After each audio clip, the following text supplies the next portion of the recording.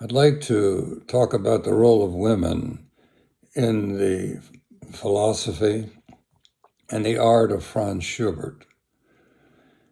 There are two ways of looking at reality.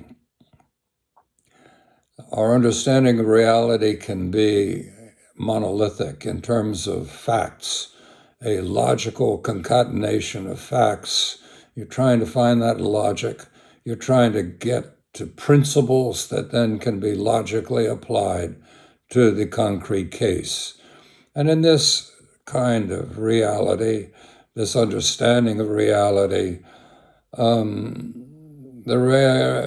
man and woman, the tension between man and woman is basically irrelevant. But there's another way of understanding reality, and that is in terms of tensions between opposites. And in the tension between opposites, the relationship between man and woman becomes a symbol of the whole thing. It becomes a symbol of what's happening actually in all of life. And problem solving becomes something far more than the application of a principle. In fact, it becomes the negation of such applications because it takes opposites into consideration and sees problem solving in terms of a synthesis of opposites. And this was the importance of Immanuel Kant's philosophy and why it kicked off such an amazing response in German and Austrian thinking. Now, Franz Schubert was a neo-Kantian, and so he basically saw reality in terms of this tension between opposites. And he saw the tension between man and woman as a unique expression of the tension between God and his people. And that tension was expressed in a unique way by the Song of Songs, and further by the wisdom literature of the Old Testament, and then again by John in his book of Revelation. The Mariology of Christianity is an expression of this unique role of woman. What is that role? She is indeed the bride of God. She is, in all her psychology, meant to attract, to yearn for, to be faithful to this divine source of her life. That divine source is God, and she is, by her attraction, the one that receives that love, the one who is enriched by that love, the one who brings forth by that love a divine Son. She is the bride of God in her unique situation in life. Every woman in her unique way, with her unique experiences, with everything that's happened in her life that brought her to this now point, is the bride of God and called to be that bride. Now, this is basic to the Schubert vision, and Schubert gives expression to this romance between opposites. He gives expression to the synthesis necessary between the opposites of immanence and transcendence, of mankind and God. of woman and man. These opposites superimposed upon one another bring forth what all creation is meant to be. So when Schubert composes his pieces, often enough, he has as background a relationship between a man and a woman. That relationship begins by a transfiguration of their lives by coming together. It empowers both of them. But then there is a splitting apart, a separation, a painful, deeply painful separation. But that is not the end, nor is death the end, because beyond this life, there is the ultimate synthesis. There is the ultimate coming together of opposites. There is the ultimate perfection of the bride of God as the perfect divine Sophia, divine wisdom.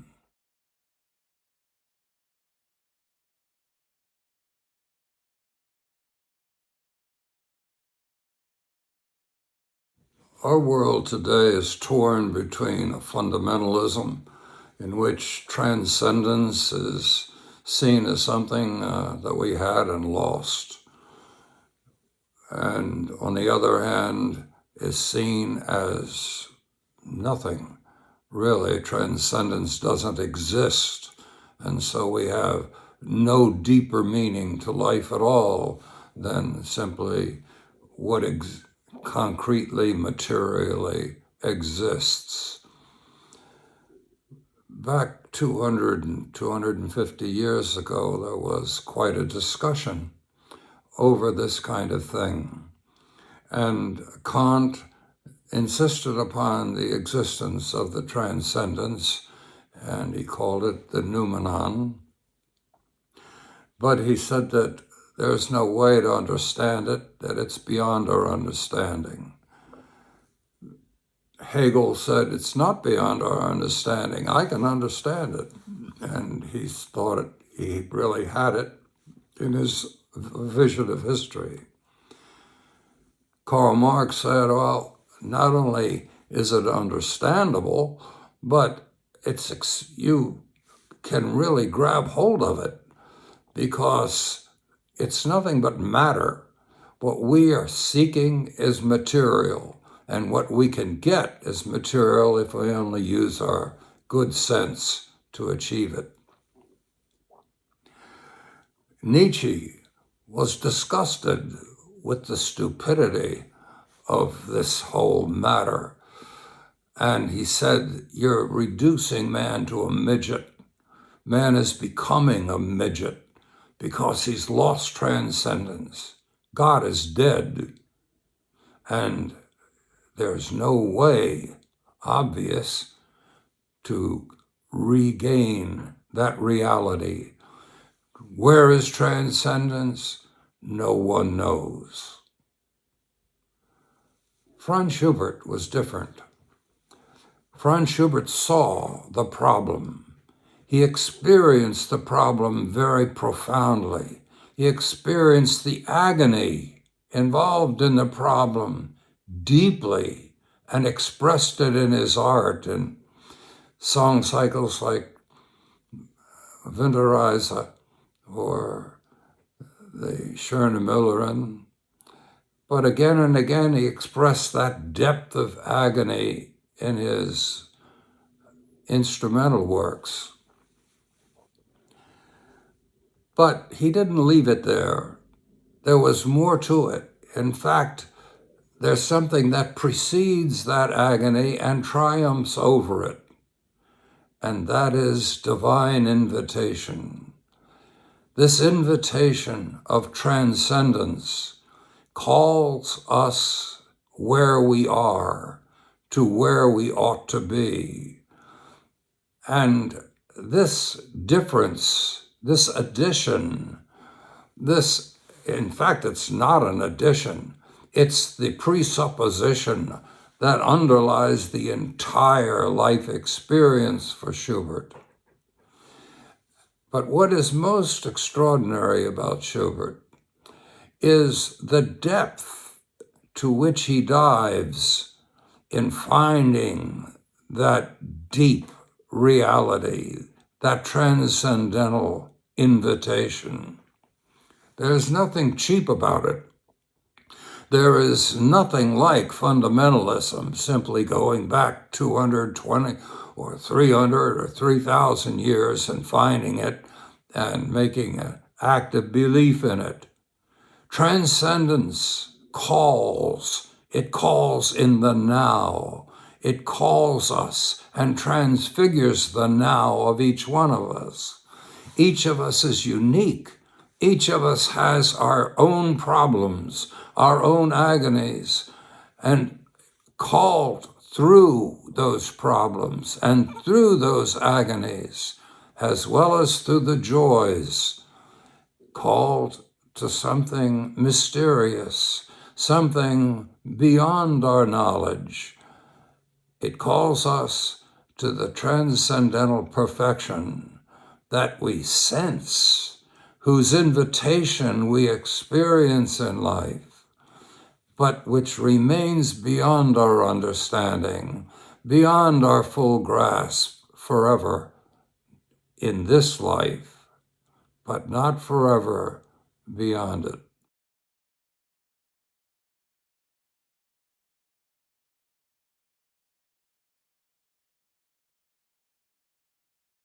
The issue challenging all of us is, what do you do with opposites?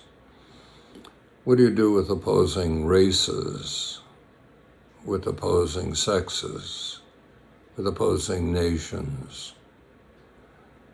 Do you go to war? Or in some kind of way do you try to create something positive out of the opposition? Do you try to eliminate the opposition and make a homogeneous reality? Or do you work with the opposites and create something new? The effort to deal with opposites has a long, long history. One essential part of it was theology, the question of religion. Do you select between opposites? Judaism sees itself as the chosen people. Does that mean that they're chosen and the others are not? That there are consequences to that with respect to treatment, respect to an ethic? Does it mean that Catholics are the replacement of the Jews as chosen people and everyone else is not?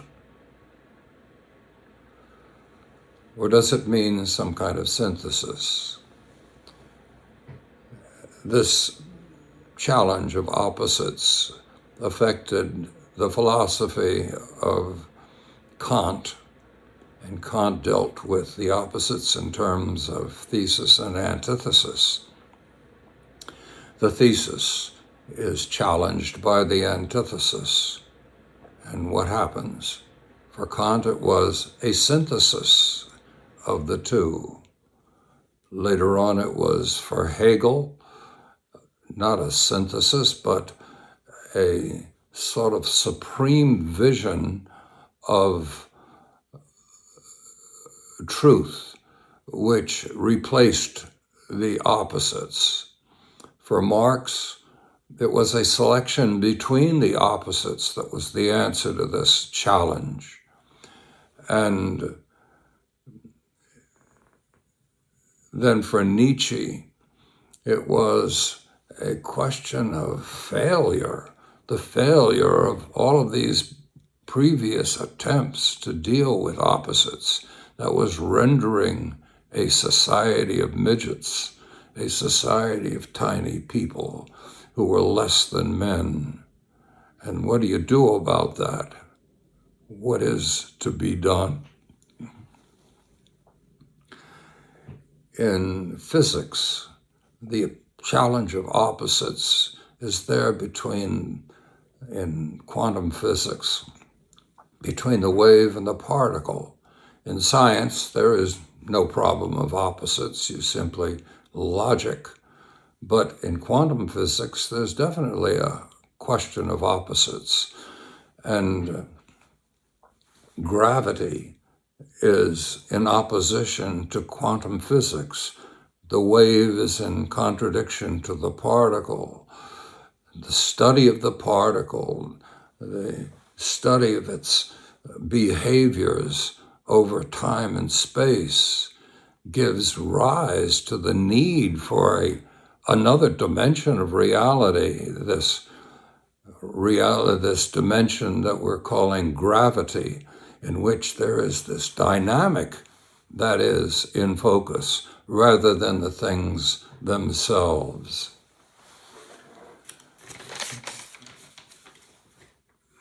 So opposites underlie the efforts of mankind to understand what reality is all about and then do something about it.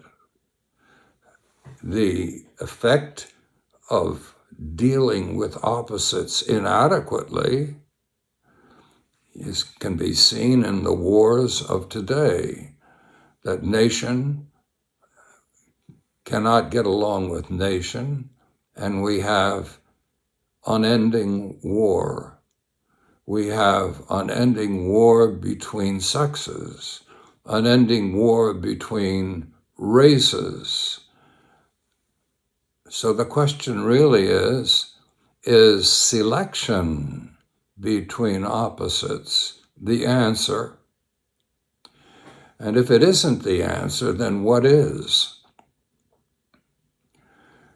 In physics, the question of what to do with the opposites has been terribly productive, because there has been an advance in terms of synthesis between the opposites, somehow or other working towards interaction, positive, productive tensions between the opposites. And so we have its effect, for example, in technology. In religion, there has been inadequate advance in terms of what to do with opposites, in terms of synthesis between them.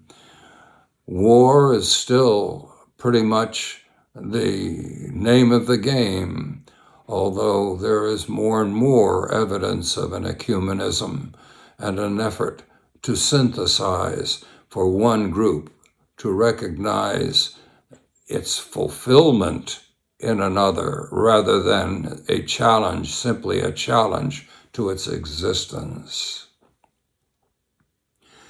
In art, we have had a breakthrough, and that breakthrough came as a post-Kantian artist, a post-Kantian composer of music, brought together the opposites of sorrow and love, of death and resurrection, new life, of life and transcendence, eternal life.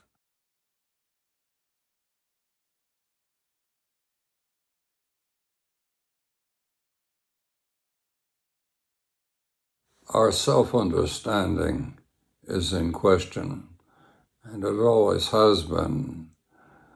Today, and for quite a number of years, 3,000 years, we have had a left brain focus upon things and their relationships, and not much of a focus upon the right brain orientation to dynamics, the right brain orientation to the call of transcendence. And yet that call to transcendence is basic to our self-understanding, to a healthy self-understanding. And we've got to know more about it. But this orientation to right brain kind of thinking has had a rough history in our Western civilization. We have tended to focus upon science and the left brain mastery of reality by control of efficient causality. And our knowledge of that has been good. It's not that that's a bad focus, but it is a focus that must be counterbalanced by an equal or even more important focus upon transcendence and the orientation of our world towards that transcendence, its experience of transcendental invitation, its response to transcendental invitation. Then the left brain must figure out how that response can be made.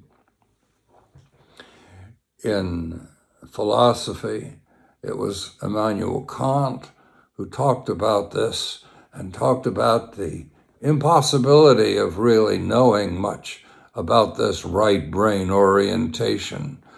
He didn't talk about right brain, but he had talked about the noumenon, which can be seen as something that the left brain really has no knowledge of.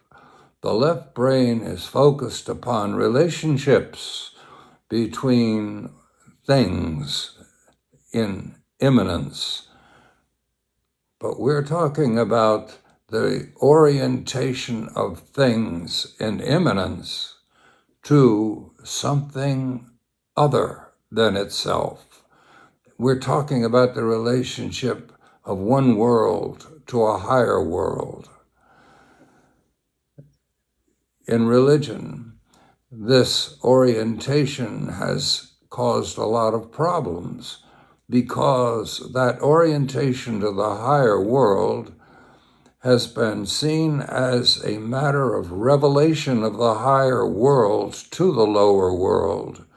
And there's been institutional religion, which has mediated that orientation to the higher world.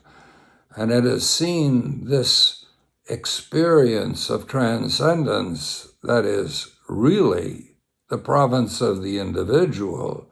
It has seen this as a challenge and an unwanted challenge often enough.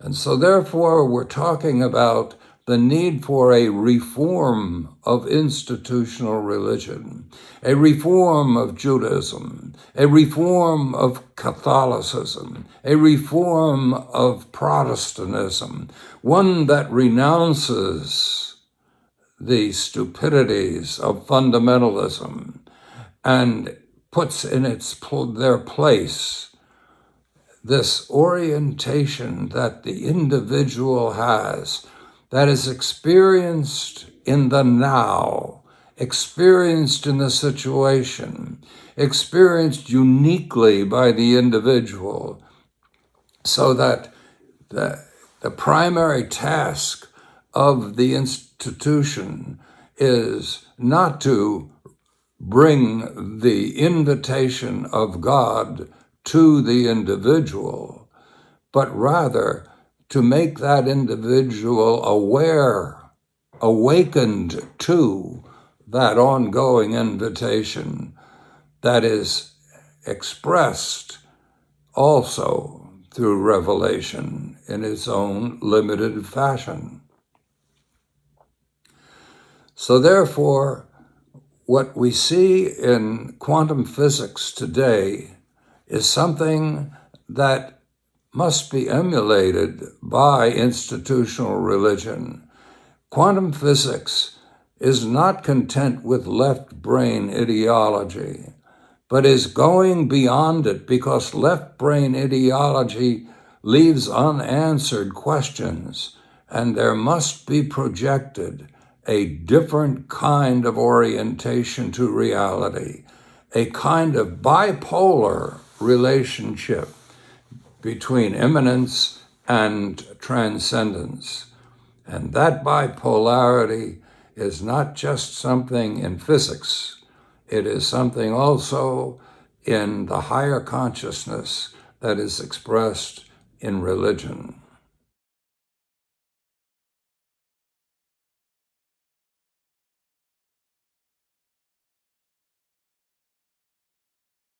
The impact of what we're saying about opposites upon religion has got to be explored far more deeply than we have done in the past. It's not that we are suggesting in any way, shape, or form that there is no relevance of religion, of institutional religion, to the life of the individual. Institutional religion has an immensely important role to play, just as the left brain has an immensely important role to play in the life of every individual. But the right brain must be taken into consideration. And so therefore, questions of morality are not to be determined simply by kind of an a priori decision based upon the implications of an idea. The implications of an idea are in a world that doesn't exist. But in the world that does exist, there are all kinds of ideas, differing ideas, conflicting ideologies, conflicting moral principles, conflicting moral solutions to problems. And so how does the individual go about solving them? Well, certainly an institution that does its very best to discover what the implications of some of the ideas to which it subscribes, some of those ideas suggest. This institution is very valuable. But on the other hand, this institution is limited. And it's limited in its ability to dictate to the individual just what the invitation of the now, the moment is. Because the moment is unique, just as the individual is unique. And the morality is something that emanates from that moment and the individual is to be awakened to it, because what is actually happening is that the transcendental invitation, the invitation of being itself, has an impact upon the in-beingness of the individual in that now. And that now, that impact is going to be tailored by just exactly what that now entails. What it consists of will determine the morality of the individual. So therefore, what we're saying has a great deal to do with religion. It means that religion must be reformed, and that the fundamentalism of simply taking ideas and drawing out their logical implications is a very inadequate approach to morality. That morality is a far more rich thing than that. Yes, it includes ideologies, and it includes the implications of ideas, ideals, but it also includes much more than that. And it's going to be in responding to that full invitation that the individual actually makes his ascent towards transcendence.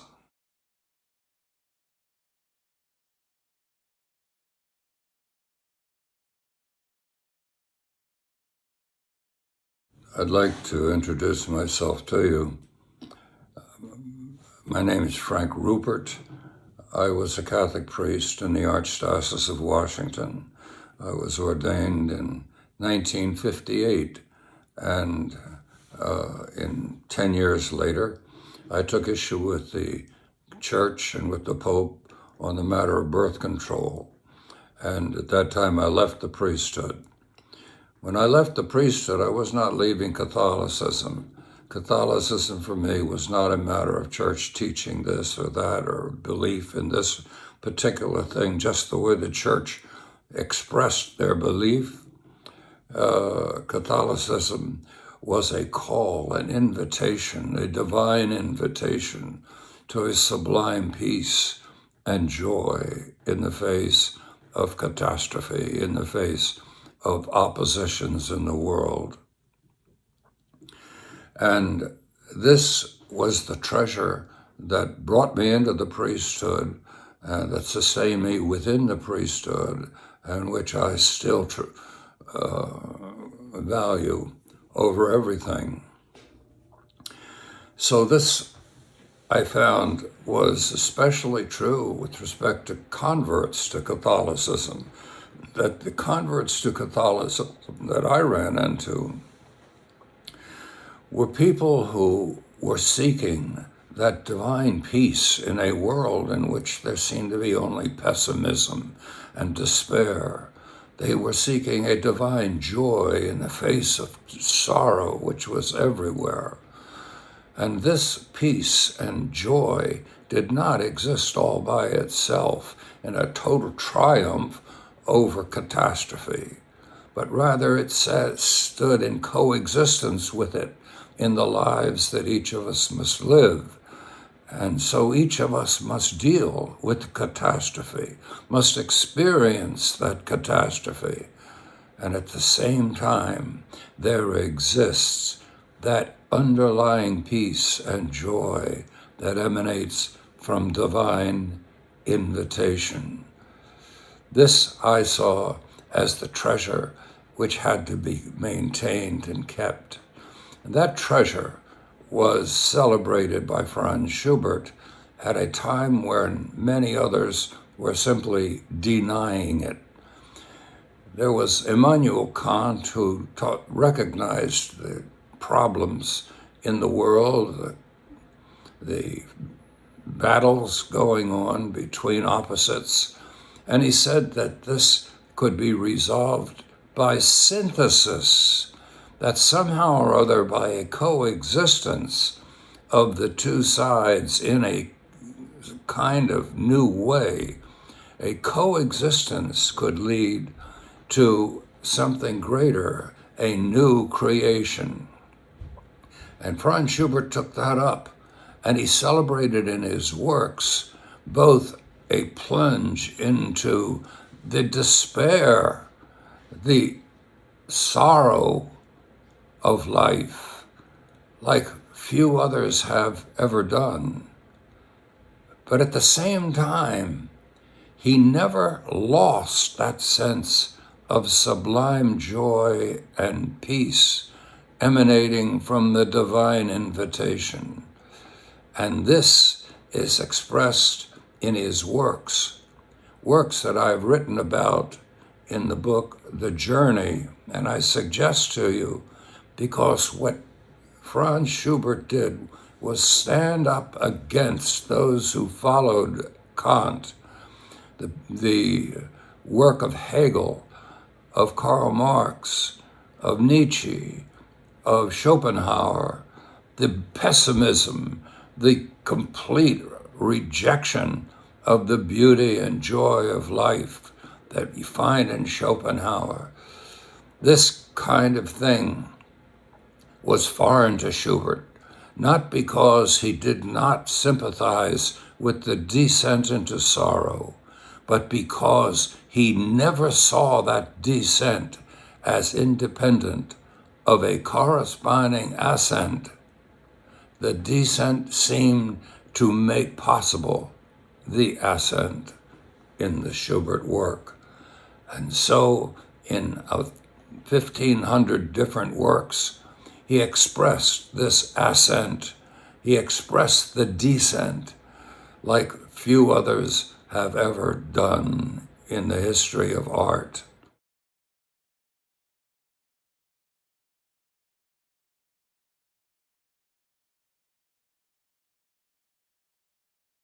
The search for the meaning of life was expressed beautifully by Thomas Mann in his book, This Magic Mountain. And in the Magic Mountain, differing ideologies were paraded and shown to us. And each of the ideologies proved ineffective in bringing meaning to life, and there was really no final resolution to the quest. The quest seemed there, but the closest he came was in putting before us a piece by Franz Schubert from Winterreise and the linden tree. And in death, Schubert finds the peace that so eludes us in this life. And the question, I guess, is this a celebration of the meaninglessness of life itself, that all we do is wait to die? Or is there something more to what Schubert is suggesting? And I think that to look at the works of Schubert, beginning very early in his life and continuing until he dies, suggests that there is a great meaning to life itself, but that meaning to life is never grasped until one recognizes the transcendental source of life's invitation. Life's invitation is a call to transcendence, but that transcendence is only partially available to us in this life. In this life, we inevitably betray that transcendence, even as we attempt to grasp it. This does not mean that it's meaningless, but it does mean that death and transcendence of dying, of life and death, in some mysterious way, it does mean that that's part of the picture, and that it really is essential kind of to a grasp of why we are here and what we're doing about it. This meaningfulness of life is the great gift of Schubert, and it is unavailable to anyone who simply falls under the spell of Marx or Schopenhauer or Nietzsche and embraces basically life as merely a descent into catastrophe. Yes, it is a descent into catastrophe, but it is also, and remarkably, an ascent to sublime joy and peace. And this must be recognized. Somehow the two need one another. Somehow the ascent must be accompanied by the descent. So there is a crucifixion of a Savior, of a Redeemer, a crucifixion of each one of us, a crucifixion that must go along with the ascent to resurrection and to life. And this transfigures the whole life experience.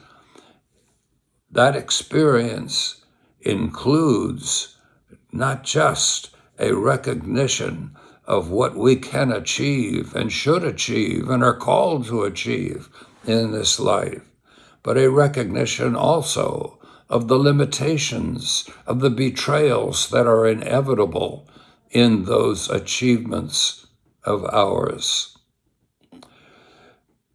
But the limitations are part of the whole ascent. The limitations are part of the journey, and so too is the call to transcend them. That call completely changes life, completely changes the sorrows we have in life. It does not stop them. It does not eliminate sorrow. In fact, it does the opposite. It perhaps makes it all the more consequential, all the more experiential. The deeper the experience, it deepens that experience. But at the same time that it does that, it plants the seeds of hope, the seeds of joy that must accompany and give meaning to life in the face of those sorrows. So this is the uniqueness of the Ruppert work. Ruppert stood along with so many other poets and composers, thinkers there in Austria and in southern Germany in opposition to those far more pessimistic visions of life that were coming out of northern Germany. And it was in Ruppert's work that we find the answer to the questions that these men were all concerned with.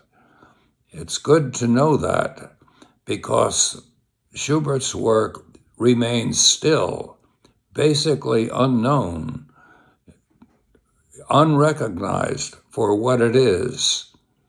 And yet what it is the answer to the questions that so torture us today.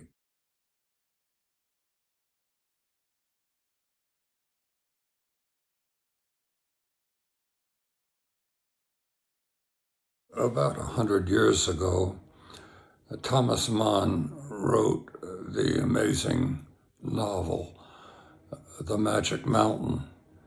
And in The Magic Mountain, the author stands between two ages. He looks back over the 100 years preceding his writing, and he sees there an organic kind of life. And this organic kind of life had a place for even death. Death seemed to, in its own fearsome way, pose kind of a sublime peace, or contribute a sublime peace to the whole life experience. There was an organicity to life that was there 100 years before 1924. And now, in this 1924, he looks around and there's something quite different, because he portrays a world just in 1912, just before the outbreak of World War I. And in this world, rationalism has taken hold, and in opposition to that, there's a sort of a kind of irrationalism, so that the organicity that was there earlier seems to be just pulled apart, and there's nowhere that this is more apparent than in death itself. Death is a catastrophe now. Death is not kind of a fearsome but peace-giving ascent to the sublime, but rather it is the meaningless cancellation of life, which itself is meaningless. So Thomas Mann stands between two worlds. And we read this 100 years after Thomas Mann wrote it, and we find that we're standing between two worlds. And the interesting thing about it is that when Mann turns around and looks for some meaning in life, his vision is fixed upon a German Lied composed by Franz Schubert. It's The Linden Tree, a piece from Winterreise. And in this linden tree, we see a tree that stands near the gate of the town, and it represents all the beauty of life that an earlier age enjoyed, the organicity of it. It stands for not just life, but death. Death not as a catastrophe, but death as an ascent to the sublime, so that there is this character of the linden tree that represents all that has been lost by the wanderer. And as he goes by this linden tree in the dead of night, he is himself tormented. And the linden tree seems to invite him and says, here you would find your rest. Here you can find your peace. But instead of stopping, he recognizes that here means death as well as life, and he frantically goes on his way, following the path of modernity, and looking back on it, he recognizes the fact that there he would have found his peace. Now we stand at a crossroads. We have finished with World War II, and we are on the brink of something new, and it promises only terror. And so we ourselves can look back on that linden tree and see a wisdom that brought peace in the face of death. And we say to ourselves, there, you might find that peace. You might find that vision, that wisdom that can give meaning to this life, even in the face of terror. So this linden tree is there, and it calls for us to look backwards as well as forwards. It looks for us to make a correction of course as well as an advance. We are challenged by the linden tree, and usually the challenge is to progress, to go forward, to create new things. And of course, that challenge is there. But the creation of new things is going to be out of opposites. One of the opposites is the new reality that we have to face. But the other is the past, a past that says, don't reject me so completely. The Christianity, the vision of life and death, the beauty that was there, is an invitation to you. But to realize that invitation, you have got to create a synthesis, a new synthesis of the past and the present. And that's our challenge today. And Schubert, as he was 200 years ago, 100 years ago, is today an invitation to create that synthesis.